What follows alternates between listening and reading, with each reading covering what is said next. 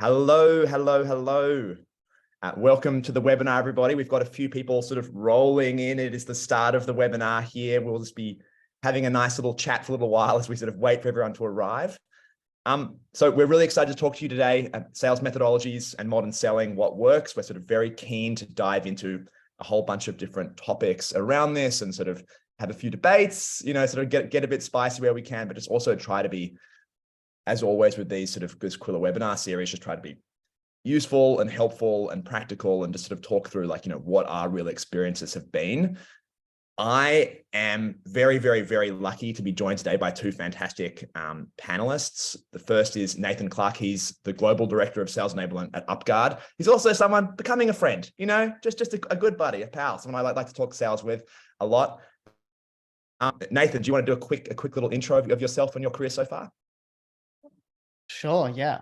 I guess I've just kind of gone in and out of technology and some form of consulting or training and development and kind of almost one-to-one ratio. So I started my career at Apple, went to Samsung and LinkedIn and found myself at UpGuard, and then dotted amongst that, worked with some agencies and consultancies to help organizations build capability, and now kind of do that myself, moonlighting in a tiny little boutique agency as well. So yeah, that's the angle that I come at it from. Looking forward to the conversation. Delightfully humble. He's one of the most thoughtful people that I know sort of on this sort of topic. One of the other most thoughtful people I know on this topic is Richard Harris, who's also joining us, who's the founder of the Harris Consulting Group and has been thinking about, writing about, and working on these sort of topics for a long time. There's also the Surf and Sales. I think I've got that right. Surf and Sales, that sort of podcast and group and newsletter and all that sort of good stuff as well. Richard, do you want to give it a quick intro as well? Yeah, thank you so much for having me. I'm excited to do this. Name is Richard Harris, Harris Consulting Group, Surf and Sales. If you want to come to Costa Rica, yeah, I'll do a shameless plug. We take some people down to Costa Rica every November and December and do a little mini sales conference and surfing. So join us. But what I really do, I help early stage startups with go-to-market strategies, defining stages and process, as well as marketing and messaging. And then additionally, when it comes to sales training, I teach reps how to earn the right to ask questions, which questions to ask, and when to do it. So it's a topic that's really near and dear to my heart. And I also really am very focused on making it a human, bringing humanity back into sales, because I think authenticity is often missed. On a side note, I'm also a very big advocate for mental health, and in particular mental health in sales. So I'm always happy to talk to someone if they ever feel like they need a voice to just hear or listen. So. That's awesome. Richard, one day we're going to get you down to Australia to have a nice surf and sales retreat down here as well, mate. All you got to do is pay for the sponsorship and we'll be there. I'll extend Nathan. We'll pay for yours, Nathan, too. I'll let Mark pay for your trip too. As soon as the tech magic money tap turns back on, Richard, I'll give you a bell. Speaking of locations, folks, if you want to type in to sort of say where you are and where you're dialing in from, I am dialing in from amazing Hayman Island right now. I am on a very lovely little resort. If you can't, this is not my usual 4-poster bed behind me, but it's wonderful to sort of say, oh, El Salvador. Oh my gosh, that's fantastic. So a whole bunch of people: Washington, Brazil, Arkansas, Radelaide. Wow, this is fantastic. Thank you everybody so much for joining. We're really, really, really thrilled to have you. Sacramento, I enjoyed that Kings season very much. Sad to see them go. Okay, so let's kick off before I get too much basketball tragic going on here. So I think sort of let's kick off this conversation. To start, friends, we're gonna be going through a quick little poll. So Sarah's in the background. Sarah's the one who actually makes all the magic work here. So you should see a poll up on your screen now, just to kick us off here. How important is the sales methodology you use to your sales success? Just a single choice here. And we'll sort of, as we sort of get those results in, we'll sort of go on that side. What a wonderful, we've got UK. Chris, this is, I'm not even sure what time this is for you. So anyway, thank you all so much for dialing in, and we'll sort of wait for those votes to come in. So please have a vote and go from there. Chris, I bet it's late. I bet it's late. Okay. Sarah, let us know when the poll is done, and we will kick this off. Final seconds. Here we go. Okay, so 16% couldn't live without it. No one said they're useless. Wow. Well, listen, by the end of this call, I hope that stays. We'll change your mind. And so, and look, I think there's people who are new to sales methodologies. That's fantastic. I think we'll hopefully provide a nice intro to you here. And I think look, the nuanced answer of it's important, but one size doesn't fit every customer is a really interesting one, because it can be challenging on the flip side to have multiple ones coming into it to a sales org. And so we can have some conversation about how to think about that as we go on. Gents, before we dive into this, thoughts on those poll results? And I'll throw to you first, Richard. Yeah, I mean, I think I agree with it, right? Because of the nature of my business, I couldn't live without it. But it is also not a one size fits all kind of situation. And the way I break this down too is that, there's kind of this difference in my head around sales philosophy, which might be your overall arching approach of what you're trying to do. Then there's a methodology that's very specific. It could be mine, neat selling. It could be MEDDIC or MEDDPICC, or God forbid, BANT. If anybody's still using BANT, please call me. And then it could also be a process. So it could be a philosophy, a methodology, or a process. And they often get confused and overlap. So I just like to call that out a little bit. And so for me, the process side is really important because it's based on the right buyer experience.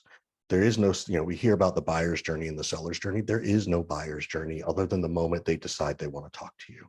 That's as far as they go. The rest is up to us. And we have to build that seller's journey in a way that gives them a great buyer's experience. That to me is where the importance of a process and methodology come in. And ultimately, even deeper than that, it kind of still doesn't matter until you get to the exit criteria. Like every process is a stage 1, 2, 3, 4, stage 0, stage 1, stage whatever, however you want to number them. But it's the exit criteria from one stage to the next that matter the most. And then you have to tag onto there, well, what's our sales cycle? Is it a 3-call close? Is it a 6-month cycle? Is it an 18-month cycle? Like all those things go into it. Do we have our ICP defined and all that stuff? So I'm going to shut up there and let Nathan jump in. Yeah, Nathan, I think thank you for that, Richard. I think setting the scene and sort of defining what we're talking about is, I think, an important starting point. So Nathan, how do you sort of think about this sort of zone? Yeah, I think we can kind of hit two pieces here. We've kind of naturally rolled into defining it, which makes sense up front. I agree with a lot of what Richard has shared. I would kind of disagree with one point, which I'll grab onto in a second. But from a process perspective, I just see that as what is happening and the method is how. And ultimately, I guess there is some difference in opinion here in that I think there is a buying process, because ultimately a customer will get, or a given prospect will get the outcome that hopefully they want, and they'll go on some journey internally that we can influence, but we don't necessarily control. So they do have, I think, a process for you just said it. It's the outcome they want, which is the experience. Yeah, totally. That's the experience through it. Yeah, I think that's true. I think what that gives us then is, if we have a defined process, the methodology is the piece that helps us align our process to the customer's experience and journey that they go on. And that's how we get it. So process is what, method is how. And so I'm not surprised by the results there, because we're often changing it. And frankly, if there's sales representatives on the call today, methodologies are good for reps, but they're great for sales management. And so, I think you're going to get sales managers and leaders saying, we need it, because you do. And sales reps going, well, yes. And also I'm talented and I've done this and I've got some experience and I'm going to do the thing I need to do to win the deal. So not surprised. Yeah. I love that. I think so. So let's sort of, I think as we sort of get into this, I think there was this sort of stat that we have at Qwilr, which is a friendly company of ours actually called Dooley, who's wonderful, another great sales software company. There's an interesting stat. This poll they ran last year was 48% of respondents, and this they have a huge sales audience, said their teams weren't using, trained on, following any sort of specific sales methodology. So half of sort of sales teams broadly. And this is again, people who are using a modern sales tool, this is a relatively modern process. I sort of look at that and find that, to be frank, slightly surprising. So I just want to sort of ask you, why do you think, and we'll sort of maybe go in reverse order this time. So Nathan first, but why do you think why do you think like half of teams aren't using sales methodology? Like, is there a good reason not to use sales methodologies?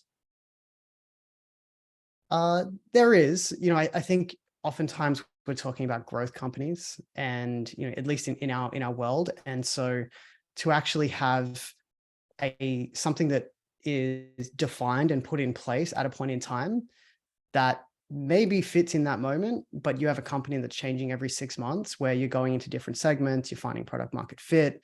Like there are so many higher order needs often that you need to tackle those first. And the dynamics of your sales approach has to change until you get that repeatability. Once you can see that, then I think you're in a better place. The other piece is just team compliance. Again, particularly on you hire great people, they're smart, they work it out.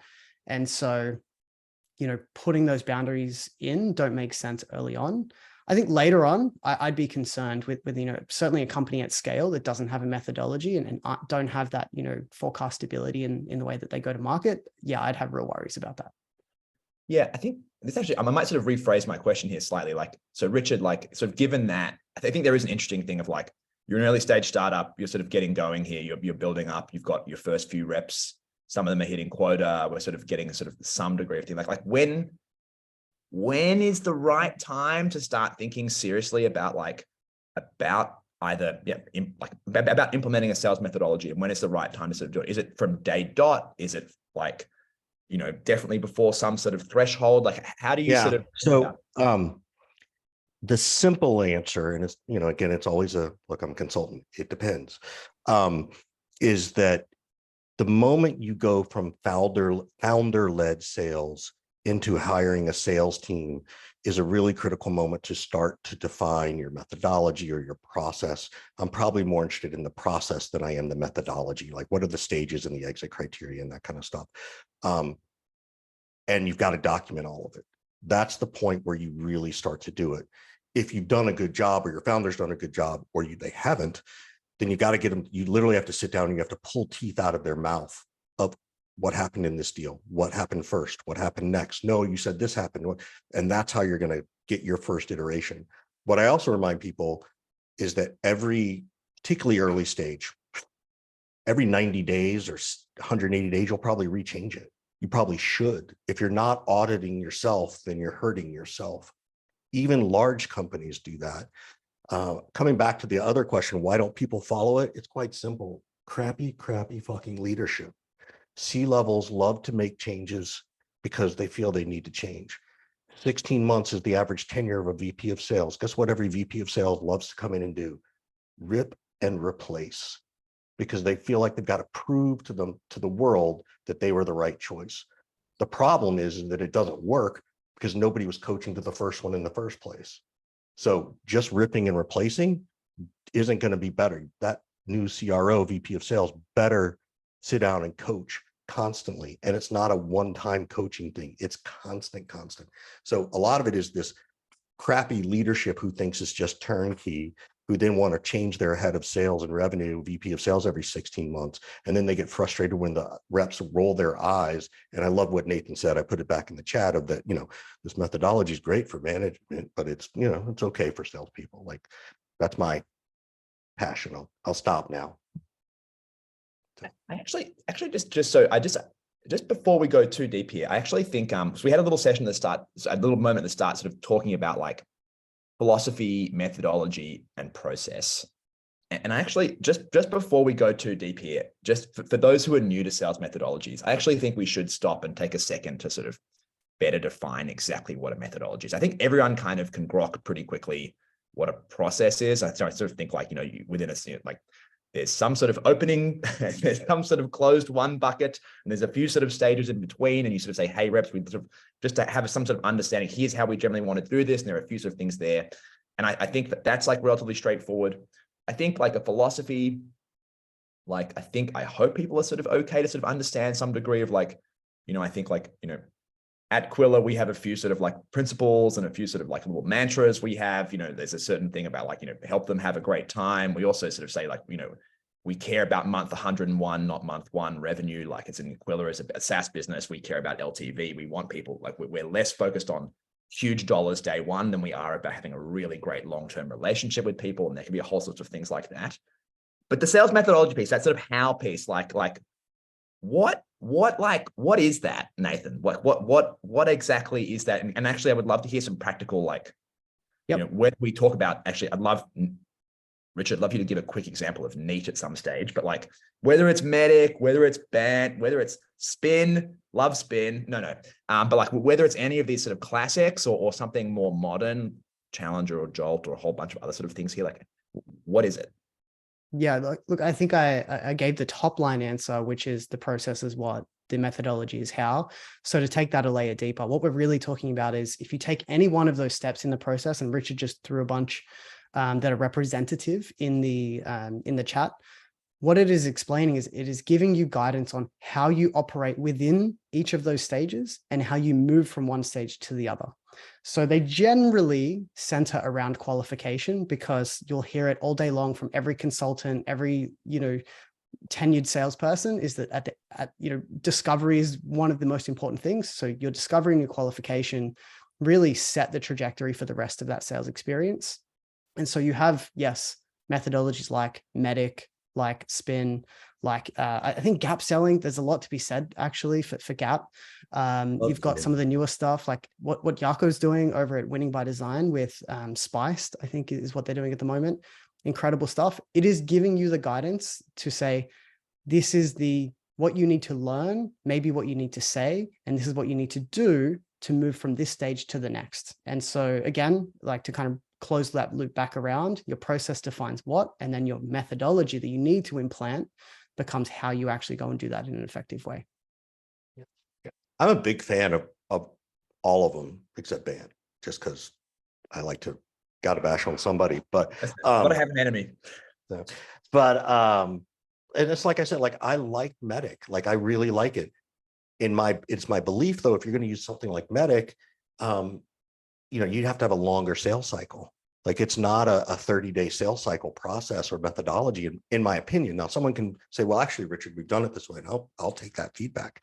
And so I like that. I know Keenan, I like gap selling. I like, look, I created NEAT, which is Need, Economic Impact, Access to Authority, and Timeline. Some people don't want to make that their methodology. They want it to be their philosophy around MEDDIC or gap or whatever. And let's face it, nothing has changed since Mesopotamia in sales. Not one thing. We've all just gotten better at redefining it. I promise you. So I think this is just a fantastic sort of segue into the next question, which is sort of okay, there are all of these sales methodologies out there. I am a sales leader. or maybe I'm a founder, or maybe I'm just whoever I am. I'm help me. What on earth should I do? Should I be picking one and committing wholeheartedly to it? How do I think about getting started? How do I evaluate it? How do I there's too much information here. I can go and read 10 books on this and spend 3 months just trying to sort of understand the literature. How should people start to engage with this, understand it, evaluate them? Let's throw to Richard up first here. Richard, how do you think that should sort of get started there? Yeah, I think it's pretty, you have to find the right one that fits. And what I encourage people to do, and I say this all the time, is, you've heard me say, don't rip and replace. If you got MEDDIC, stick with it. Don't change it to NEAT just because I created it. That's stupid, right? So I think you have to define, hey, at the end of choosing this methodology or this process, we're going to get better at blank, blank, and blank.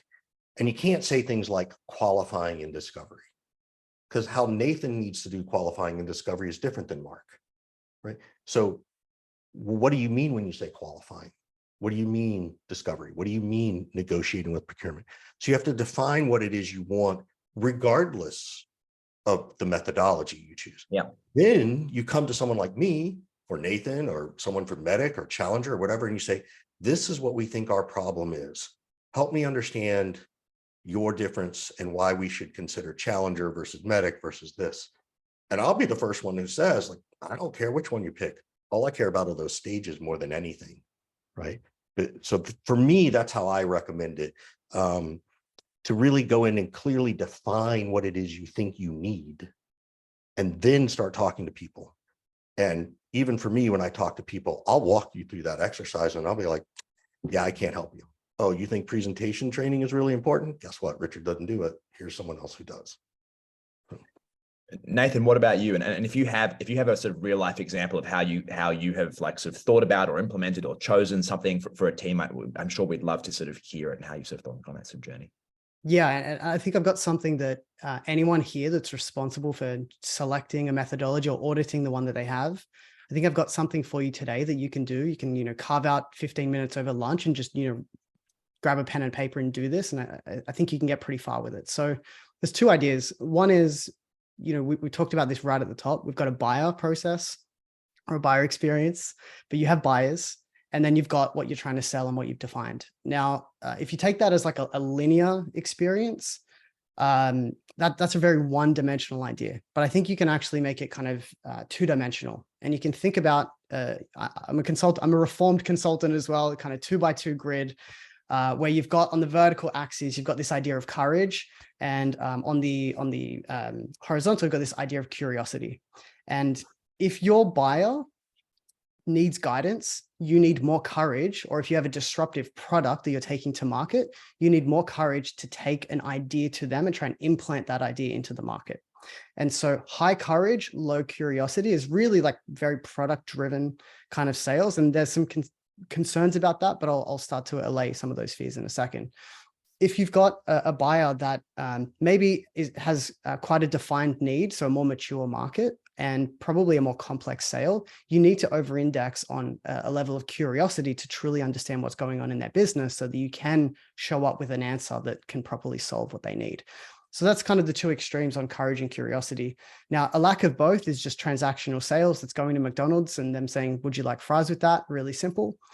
But buyers today, particularly if you have a disruptive offer, particularly if you're trying to displace incumbents and bring something new to market, you need to balance courage and curiosity. And what we see in that top right-hand corner with a balance of courage and curiosity is a very insight-led sales methodology. And so kind of what you've got are these four boxes of, transactional, product, consultative selling, which has been historically been kind of the hallmark of most kind of technology sales for the last kind of 15 years, or at least prior to Challenger. And then in the top right-hand corner, you've got this kind of more insight-led sales. And I think what you can do is plot your customer, your market and their needs and what you are taking to market in those boxes. And they pretty well should guide you towards a methodology that is going to be more fit for purpose. So that's how I would think about it. I think it's a super practical exercise that anyone can do. And when you go through and, just Google search any one of many methodologies, you'll start to understand, will this address my ability to take an insight to market? Will this address my ability to go deeper on discovery? Do I need a blue sheet, to actually, map out the thing? Like whatever it is, you can start to understand, trying to find alignment between the market and what you're trying to sell. I know I'm going for a little bit here, but the last piece I just want to say is you also need methodology manager fit. It's not going to work if your frontline managers are asking your team, did you get banned? And you're trying to drive medic. You can spend all the money in the world. You can get all the consultants in the world. You can get your CRM to work. And if your manager on a Monday morning is asking their team, you missed ban, if they're making that comment, it's all over. It doesn't matter what methodology you've chosen. So yeah, that's how I'd think about it. Find the fit, make sure managers are on board. I think one of the interesting challenges. I have a new task for later today over my lunch break. Sorry, Richard. No, that's all right. One of the things that I was, because you're talking about change and change management a little bit here too. And this is not my quote. Someone else said it a couple of weeks ago, is that sales, we are supposed to be the instigators of change, right? We're supposed to get our prospects and customers to change their own methods, their own behaviors, their own ideologies. And yet when someone comes with a new one to us, we're like the most resistant. We dig in so hard. And I find that it's like, oh, maybe we should check ourselves, right? And to that point, that's why I love all the stuff that Nathan's adding, is that, you've got to explore this and you've got to be curious even of yourself, of your methodology, not just as part of your methodology. So I really liked what you had to say there, Nate. So a quick piece of housekeeping that I obviously should have done at the start of the call, which is to say, we're going to have time at the end of this call for Q&A. There are some wonderful questions here. Adam asked us a good one just before. There's a bunch of good questions here in the chat. We're probably going to take them in about 10 minutes or so. So if you've got more questions, feel free to put in the chat, or actually there's a Q&A function in Zoom, so feel free to throw them in there. Or ask them now, ask them later. We will come back to them and try to answer as many as possible and just try to be helpful and thoughtful here. A big thing that I wanted to get to, though, before we get on to Q&A is, and we've touched, there's been little bits of touching on this as we've gone on.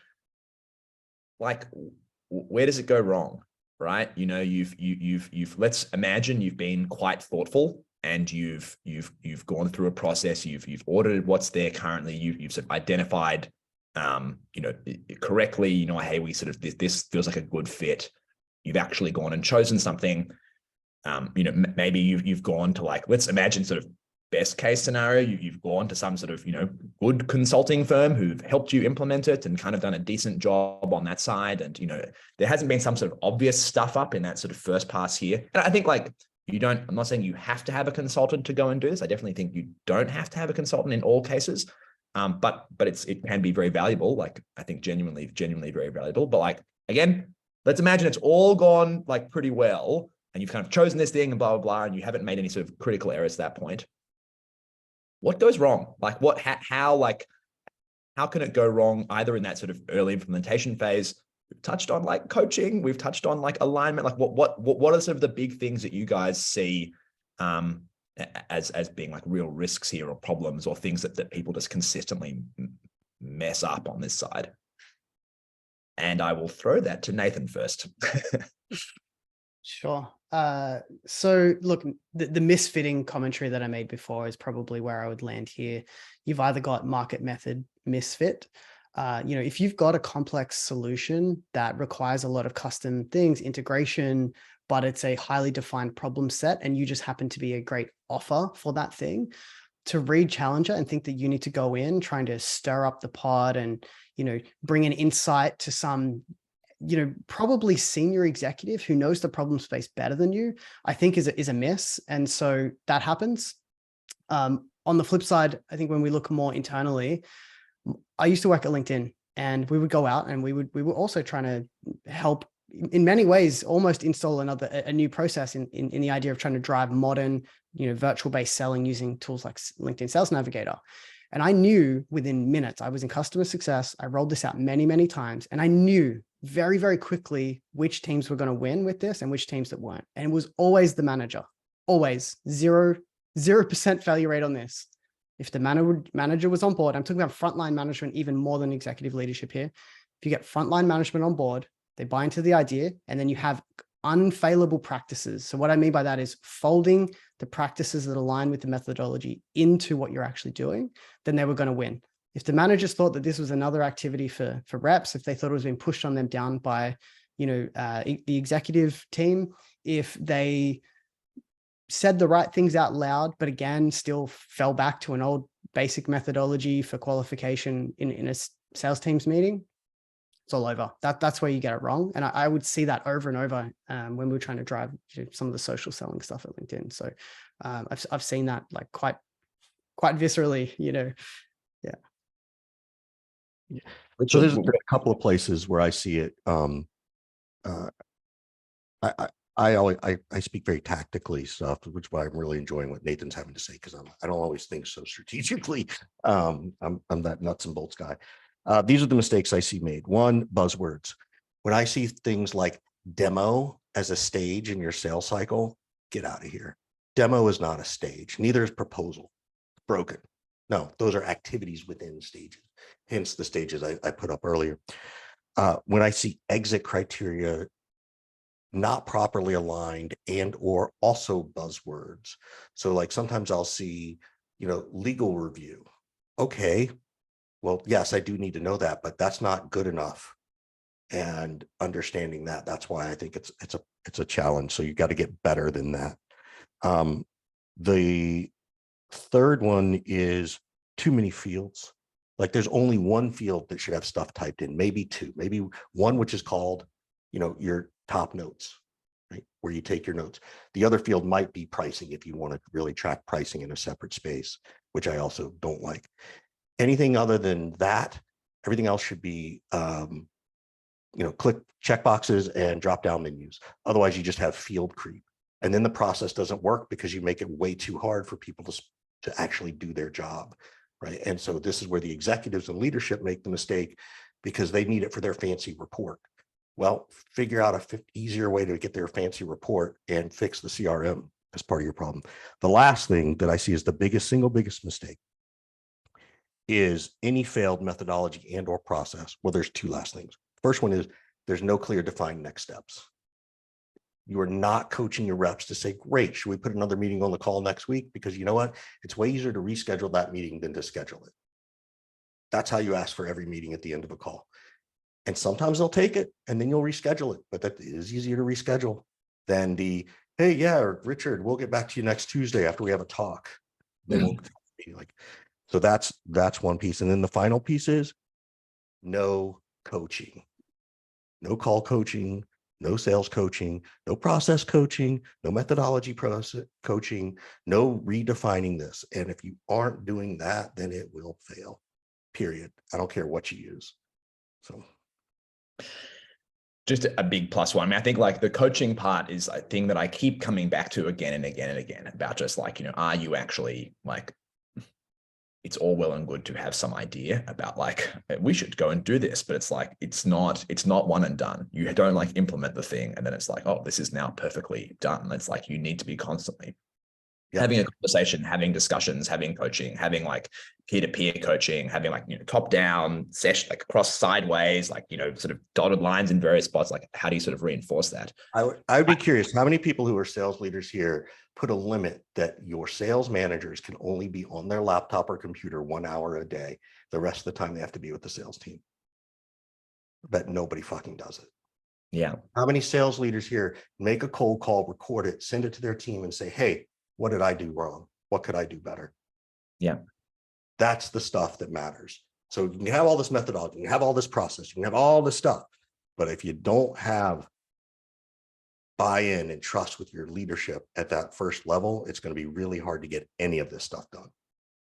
I'll also say just like a little tactical thing that we found really good for a while was like in peer-to-peer stuff. So just we sort of had a rule every week you had to do a ride along and have someone else do a ride along on one of, so you would have to join someone else's call and someone else had to join one of your calls, like, and every rep had to do this every week. And like, just honestly having someone who you spend 5 to 10 minutes before the call being like, hey, Nathan, so like, what are your goals for the call today? Like what's happening here? Like where are they at? What's going on? Where are we trying to get to by the end of this call? And then having someone at the end of the call be like, spend 20 minutes, half an hour with you being like, hey, like, I thought you did really well in this part. Like, when you were here, why did you take it down this path? Hey, also, so actually sometimes there'd be like little tiny things like, also in the middle, they actually asked 3 questions and you answered 2 of them, but didn't answer this third one. Do you want to circle back after? Like, it's can be a really just valuable way to sort of get some scale. I think like at early stage startup stuff, like, I think improving that sort of coaching, that feedback. It's because I think like sometimes that a peer can cut through in a different way to a manager. And I mean, it certainly to work for us to some degree. And I know that John, our sales leader at Qwilr, Richard, right now is on a warpath of next steps and call follow-ups. And sort of, I think every week there's a new Slack note of like, this percentage of things have had like clear next steps. And this week the number is this percent and like, blah, blah, blah, and all that sort of stuff. Okay. So we're going to have one final little topic here we're going to talk about, and then we're going to flip into Q&A. So the final one here is, look, we've, over the last few years, right, since March 2020, there's been this, we've already been in a world that's been trending more and more towards virtual sales. COVID happened, that sort of like really ramped up massively. We are all here on a Zoom call right now. Obviously, Qwilr spends a whole bunch of time thinking about this because we are a tool that sort of enables that and tries to make buyer-seller, engagement sort of very good. Does that like change as we move to this like virtual world, this hybrid world? Does that change in these methodologies, or is it actually like really sales methodologies and that sort of thing are still sort of, it's the same core problem, or are there some sort of nuances or other things that you've sort of layered into your methodology over the last few years as you've been thinking about this, sort of added a bit of extra color to how you sort of think about this in this sort of more and more virtual world?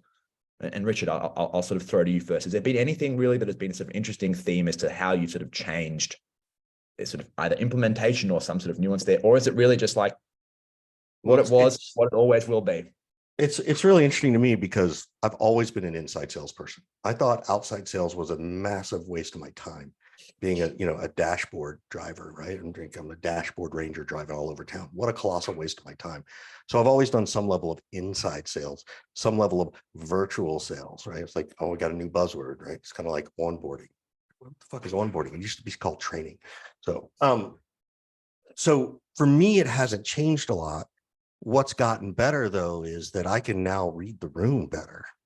Like I've done some studying on facial recognition and certain things. So, I can tell that, people who have big ears like to listen and hear stories. People with small ears, they want to see it. Right. So if I can walk into this meeting and see that someone has small ears, they don't want to sit here and they want to see the data. They want to see it to hear it. They don't want to hear it. Right. I can also tell that, time and attention is a certain level for certain people based on the shape of their eyebrows or their ears or the size or how high or how low. Some people are I want to do it right. And other people are the ones who I want to do it right now. I can more easily read the room now than I used to be able to in face-to-face, right? So that's an easier piece for me to do. That's something I've learned and adjusted to. Overall, though, not much has changed. Again, it's the ability to do things. I think it's actually gotten better. I think it's gotten easier. I think the buyers actually, in some cases, they've got kind of prefer it, right? Like they've kind of realized like, oh my gosh, I don't have to do this face-to-face thing, or I can do it from home, or they can be more relaxed and those kind of things. And so for me, I feel like it can be a lot more genuine. It's hard to be not genuine when you are in your own home, in your own house, in your own bedroom, in your own office, than if I'm in, the 15th floor conference room where everybody's trying to put on specialness. So those are the things for me that what I've seen change and what I haven't seen change. For me, I haven't changed a thing in 10 years, but I've been working from home for 10 years. So, when everybody was like, oh my gosh, I'm in the bathroom. I'm like, I did that in 2013. Like, so. Nathan, thoughts? Virtual selling. Have you changed anything? All the same? What's the vibe? The original question was, does it matter? No, it doesn't matter. The nuance is what has changed is that the execution, the precision of execution and the expectation is definitely higher. If I used to have to go and get in the car and knock doors and whatever that is, then I'm talking to X amount of prospects in a given week, month, year, quarter. But when we can use tools that automate email sequences and hit hundreds and thousands of people at a time, then yeah, the way that you actually deserve to get attention, the way that you find ways to engage with people, the noise that you have to find, like marketers ruin everything, right? They find a hole, exploit it, turn on an automation, attack people with it all. And you've got to find some way to, rise above that. So if you take every step of the sales process, buyers are more informed, they can get information instantly on their phone, Chat GPT, whatever it is, they've got this information. And so really, to me, it comes down to precision and execution of that process and methodology. And you need to be on your game because a lot of that playing field has kind of been leveled out. But fundamentally, to kind of go back to where we started is sales hasn't fundamentally changed in 1,000 years, right? Like someone's looking for value. I have some value. We'd like to exchange for that value. Hopefully we get to do it again. None of that has changed. We're still doing that. We're still finding ways to do that. It just comes down to, the quality and precision of that execution now. I think that is elevated. Yeah. I think that I sort of think about a lot is like, this is a very half-finished thought. So my apologies to everybody on this call for hearing me sort of share this, but like, there's something about like authenticity and trust and sort of things like that as well. I think in this sort of zone of like, everyone can blast you at all times. I think like being able to have a human connection, feel a degree of authenticity, feel a degree of trust that this random human I'm meeting over the internet is actually going to be able to help me. And then their software package or their product, their service, their whatever is actually going to help me do this. And I think how you build that trust relatively quickly, ideally, in a very clear and clean way, is a thing that I do think is getting more and more about. Like, again, like we just spend time at Qwilr thinking about this stuff and like, how does it impact us? How can we make our stuff better to help our customers, blah, blah, blah. But I do sort of think there's something in there, because in this very virtual world, and like, I'm getting so many emails and I'm like, this looks like an AI email, like, like this sort of stuff. I think it's going to get worse. And I think that there is some sort of magic there. Anyway, okay. I've said we're getting towards the end of our time here. So we're now in Q&A land. So if you have questions here, please do fire them through. I've selected a few from earlier on in the conversation, but please, either in the chat or in the Q&A function, drop in your questions and we'll take some time here to answer them. And then as just a quick sort of note, just as an incentive to keep you all along, we're going to have a quick little takeaway session at the end of like what Richard and Nathan think are sort of some of the most important things to sort of take away at the end of this sort of call. So I think one of the sort of early questions we got here was, do you think sales culture needs to evolve from like this like old school seller centric method to something that's like much more customer centric or buyer centric? I think we've touched on this a little bit, but like, how do you, and then maybe there's some room for the debate here, but like, how do you think about like, is that just a buzzword, this buyer centricity, or like, what does buyer centricity actually mean, if that is like this sort of modern version versus some old school dinosaur thing of being very seller focused? Like, what does that actually mean? And maybe Nathan, I'll throw to you to kick this one off. Yeah, look, I don't know if there's a lot of complexity in the response there, in the sense that ultimately, if you believe you have an offer that is genuinely worth putting in the hands of another organization or another person, then all of the steps that you undertake should be in service of, in service of delivering on that and helping them achieve the goal that they have. And so it's easy to think that salespeople and buyers are, antagonists in a way, but in fact, the way I think about it is really about getting the buyer, around from the side of the table, and we're both looking forward. We're both looking at a future where they've solved their problem, and I'm a tour guide helping them get to that place. Yes, through the vehicle that is this product or service that we have. And I think when you think about it in that way, you even out a lot of the wrinkles that might show up in performing activities that may not look buyer-centric. Nathan speaks at such a high level, I get confused, which is good. I'm such a tactical guy. That's not a slight on Nathan, trust me.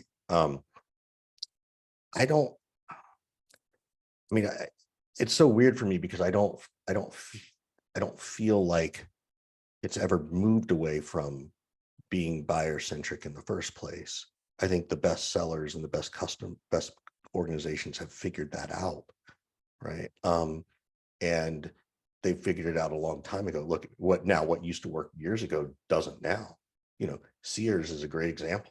Like Sears used to be able to go get everything at Sears, everything. And that was really cool and convenient. But now people don't want that experience. So in that moment, that was the right buyer-centric mode, right?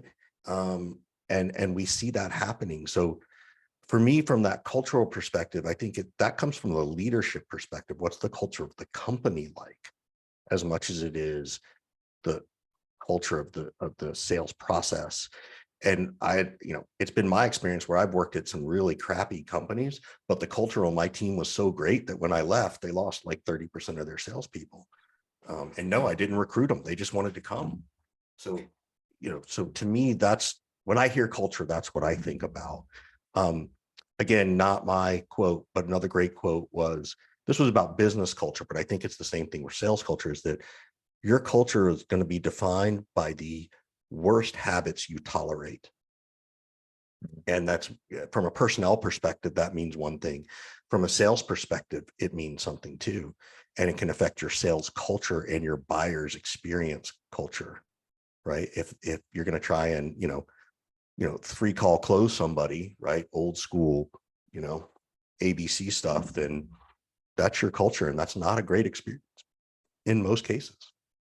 So a thing that I talk about with a lot of founders, this is a longer rant, but like a lot of founders, especially software founders, they can be quite technical. They can kind of be a little bit afraid of sales and kind of view sales as being gross sometimes, and sort of have a bit of a negative experience with it. And like, I think I sort of just bang them over the head with this, like, you set your own sales culture. Like it's your choice, it's your decision, it's what you tolerate, it's all the things you sort of set out in that sort of motion. And I think like a really wonderful sales culture is a really fantastic thing. And I do think like, yeah, you do have to make some tough calls sometimes, and yeah, you have to let people go sometimes, because even if they're good, they might be good on some sort of, you know, some axis. If there's I'll go so far as to say that too many founders and CEOs think they can read the book over the weekend and all of a sudden they're an expert in sales because it was their baby and their project. Yeah, that's the problem I see with a lot of founders and early stage founders. And they don't. There is a future webinar topic about the perils of founder-led sales and the transition from founder-led into other things. And we do not have 4 hours today. So we've got a couple of questions here. Speaking of the book over the weekend, Jesse asks, what a good productive resource where I can learn about sales methodologies. I'll share like my journey here, which is actually books. Like I do actually think that like the journey I've gone on here, and, you know, not to be the founder who reads the book over the weekend, but the journey I have gone on here is like, I did have a period of time where I tried to read a new book sort of related to sales or sales methodologies or anything just so broad in this space every quarter or so. Now, obviously I run a business that is in sales, so, you know, that's my own thing, but like, I don't think it hurts. Like, look, there's some things like, I think like obviously Richard's book, Neat, like there's New Sales Simplified by Mike something or other, who I'm forgetting his last name. There's Challenger, there's Jolt. There's a bunch of like, there's the sales acceleration formula, which is the market version, the HubSpot guys.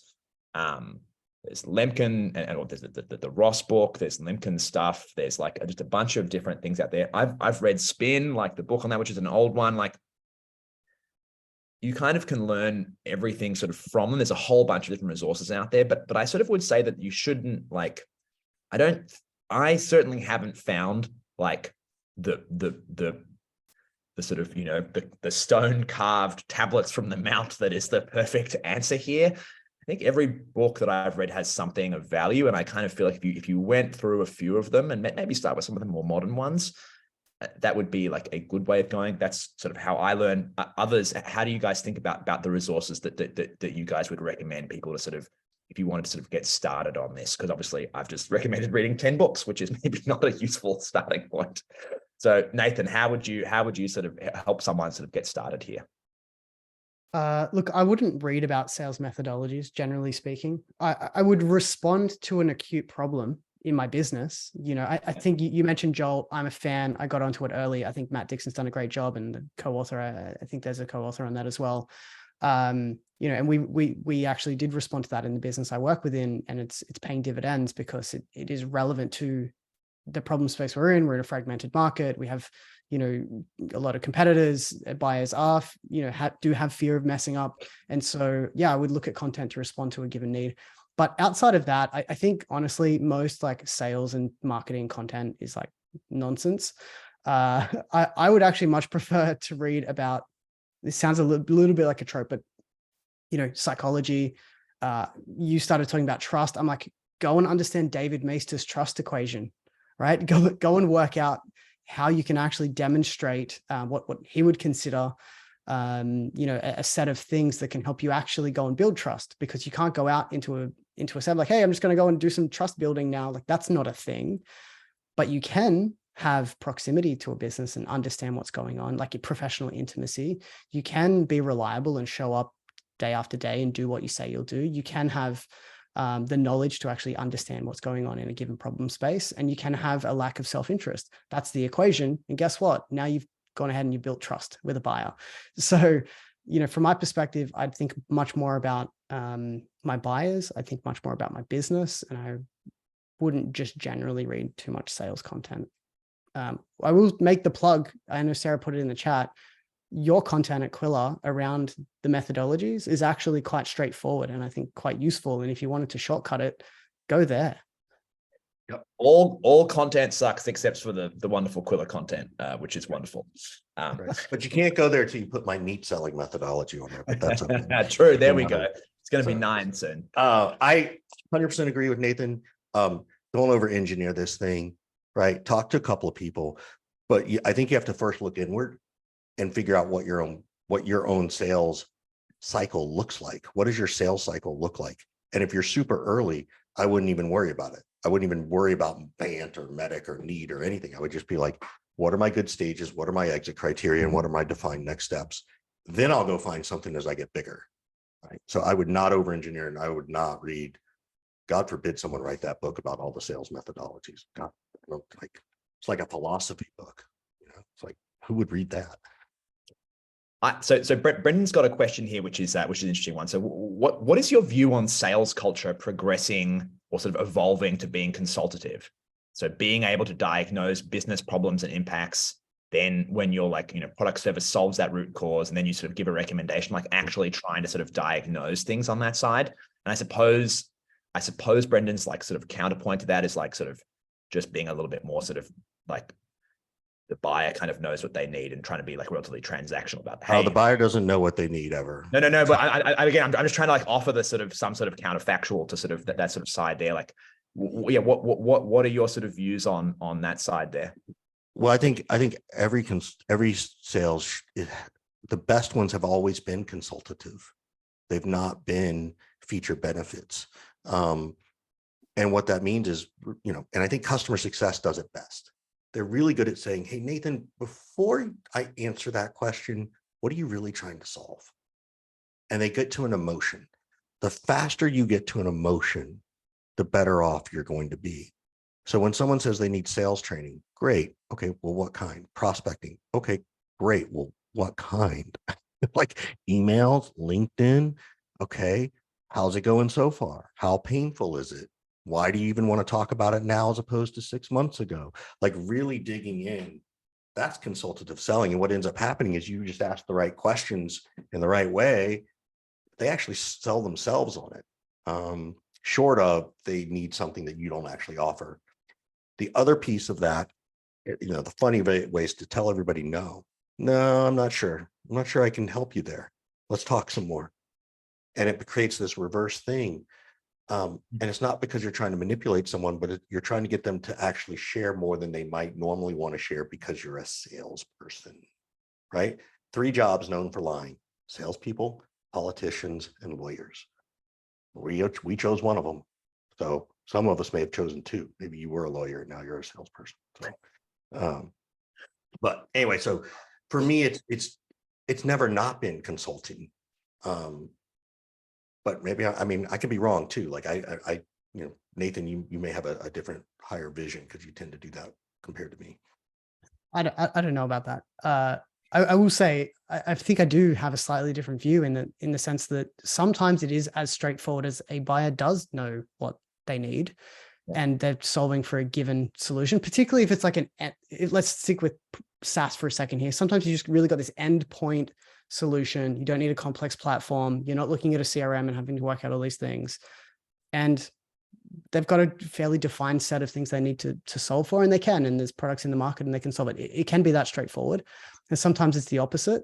And it's why I landed on that 2x2, because you should always have some balance of the courage to tell a buyer what they need and some balance of curiosity to build and consult so that you can formulate a solution that makes sense. And it just depends on how much of each of those threads you need to pull on or lean on to make that a reality. I can be convinced of that too. I was thinking about Nathan. I was like, well, what would that be? And then I was like, oh, if I had an e-commerce site and I want to put PayPal on it, that's pretty simple. I don't need to be a consultant. I don't need to be consultatively sold unless I've got like 3 department stores around the country. Then I need something different, right? But if I'm just, selling my Springsteen posters or, my Golden State Warriors stuff from Mark, I just need one little button. So.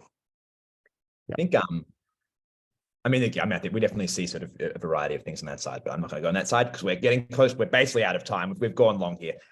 So look, we're going to do one final quick question, and then we're going to dive into, and apologies to those we haven't answered your questions about that. We might try and actually jump on and answer a couple of them over email and things like that afterwards. And I should say, you can find Nathan on LinkedIn, you can find Richard on LinkedIn, you can find me on LinkedIn. But both of these gents talk, I think, in a really interesting way there about sales and about these sort of topics. And I think that they're sort of worthwhile sort of to follow and connect with. Me too. Don't leave me out. And so I think so. Final question also, and I'll throw to the panelists for their sort of final thoughts here and just sort of core recommendations. So the last one from Cody, which is just always a good spicy one. Do you like selling sales managers? So do you like sales managers who also sell as part of the job? I'm gonna throw to Richard on this one first. Yes, and if you were on my sales floor and a sales manager and you didn't sell, you'd be fired within a week.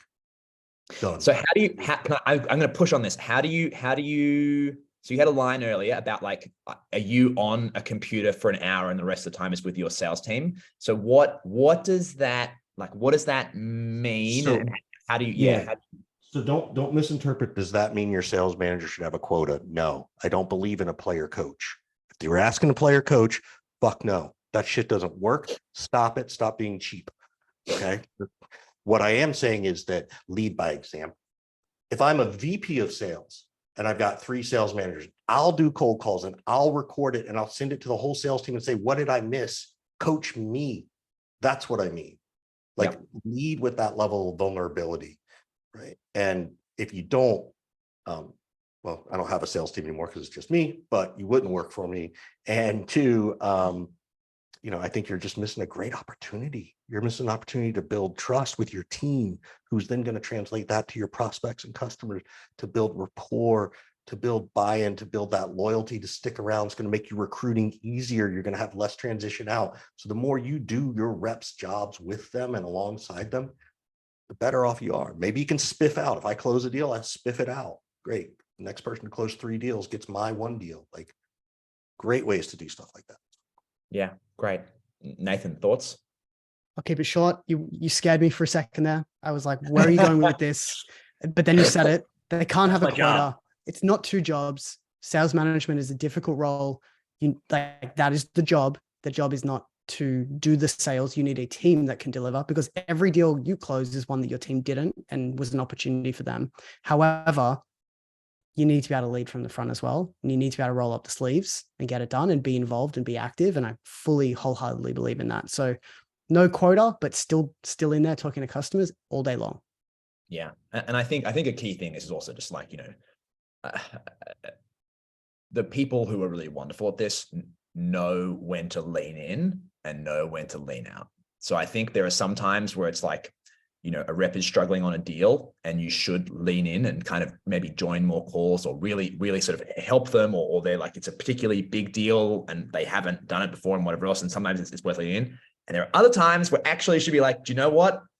You need to win or lose this on your own a little bit, and you need to learn the lesson that's going to come from that. And I'm going to lean out and I'm going to coach you. I'm going to give you support from the sideline, et cetera, et cetera. But like, I think like, if you're always holding hands, that can be dangerous. But also if you're never there to hold hands, that's also wrong. Do you know what I mean? And I think like having that nuance of when to be, this person in this moment emotionally kind of needs a bit of support and a bit of rah-rah and a bit of help. And I'm gonna get them over the line here, versus like, actually, this person can do it. Like, I know they can do it, and maybe they won't, and that's okay, but I'm gonna let them sort of go here. And I think that knowing that space is a little bit of magic. We're